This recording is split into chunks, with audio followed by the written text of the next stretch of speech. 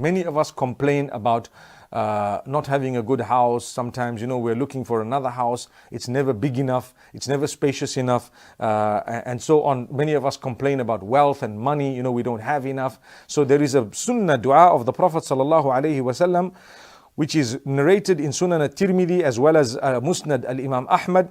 The hadith is mentioning this dua. Allahumma ghfirli dhanbi.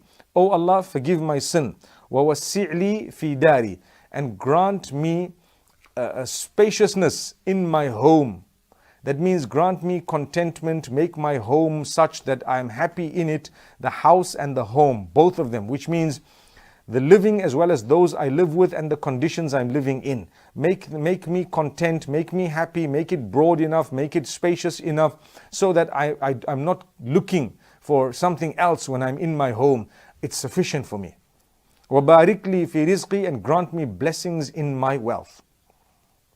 Now, if we think about the blessings in the wealth, we will come to realize that these blessings are not necessarily an amount, but rather what happens with the amount that we have. So when I say, oh Allah, bless me in my wealth, it doesn't mean, oh Allah, give me more and more and more and more, but oh Allah, let there be baraka, blessings to the degree that whatever I have is more than enough, sufficient for me.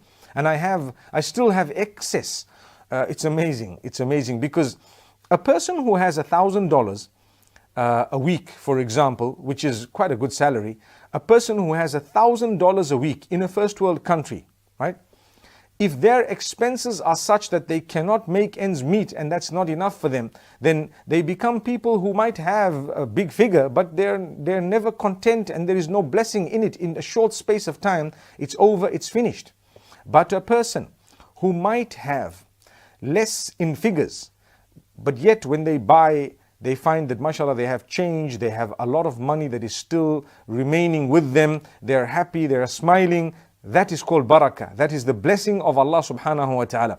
So when we are asking Allah subhanahu wa ta'ala's blessings in wealth, we're actually asking Allah subhanahu wa ta'ala to give us the goodness of being able to spend in the most beneficial way. We've got the bargains, we've got the good deals, and we're happy. The quality of the product is really good. If you buy a product and there's no blessing in it, it could be expensive, but it will be damaged in one day, broken in the same day. But if sometimes you might buy a product that's a little bit cheaper, and who knows, it could last for you for 10, 20 years. That is barakah. That's the blessing of Allah subhanahu wa ta'ala. So that is also a very, very good dua. I want to repeat it. Allahumma ghfir li dhanbi, wa wassi'li fi dari, wa barik li fi rizqi.